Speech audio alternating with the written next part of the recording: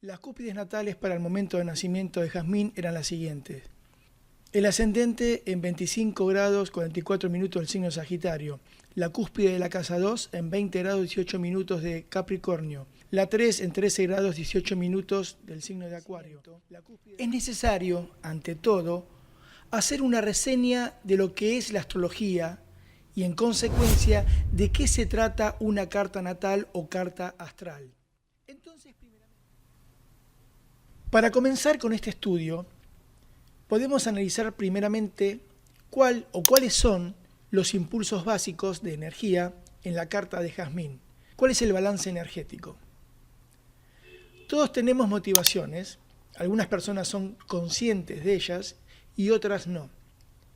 Básicamente existe algo que se llama motivación vital y cada uno de nosotros necesita encontrarse con determinadas condiciones en la vida para resolver ciertas cuestiones que, como veremos mientras vamos desarrollando la carta, van más allá del ámbito personal. Elementos predominantes en tu carta natal, que describen parte de tu temperamento, podríamos decir que hay como una necesidad de trabajar, de construir, de actuar con un sentido práctico, preciso y muy concreto.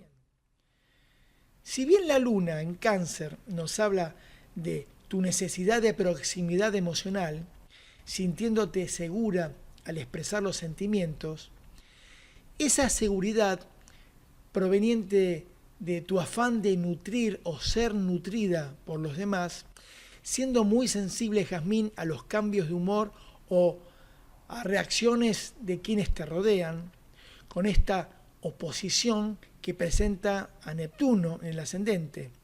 Presenta además también un trígono a Plutón. Como quien dice, nos habla este aspecto de sentimientos profundos, de emociones muy intensas, con la capacidad de grandes transformaciones en el ámbito justamente emocional. Es el planeta que pone las cosas en marcha. La voluntad más instintiva, el impulso inicial. Y al estar en Tauro, una puede ser más lenta para poner estas cosas en marcha, para arrancar. Pero una vez que lo haces, seguramente eres consecuente, persistente y constante. Y por otra parte, Saturno tiene que ver con la aprensión y el miedo. Con lo cual, si los combinamos mediante esta oposición, el enunciado podría ser: mi voluntad es ineficaz, o sentir que nuestra voluntad está como limitada, que es la casa 1 o el ascendente, y la casa 7, la casa de los otros, las relaciones, la pareja. Donde tenemos a la luna es donde buscamos la seguridad emocional.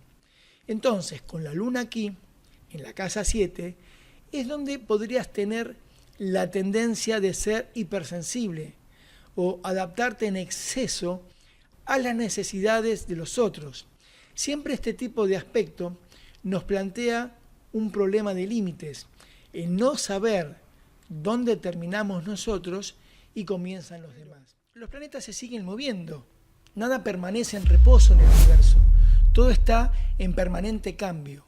De hecho, con respecto a la fecha de hoy, se encuentran en otra posición comparada con tu día natal.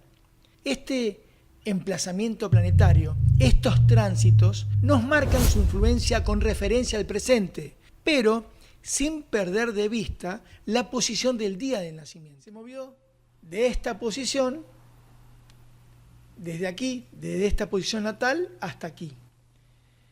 Y cuando este planeta entra y transita por la casa 1, toda nuestra visión de la vida se altera y nuestro sentimiento de nosotros mismos se transforma radicalmente. Inclusive a veces hasta la apariencia física puede cambiar. Porque la manera de enfocar la vida, si miramos que está Leo, que es el signo del cual el Sol es el regente, está en tu casa 9, te decía que la manera de enfocar la vida dejará de ser la misma, porque nuestra filosofía y nuestras creencias también podrían verse afectadas. Bueno, finalmente vamos a ir cerrando nuestro estudio diciendo que ningún planeta, ningún aspecto es en sí mismo bueno o malo. Cada mapa natal es tan bueno como cualquier otro, en el sentido de que simboliza lo que la persona potencialmente es.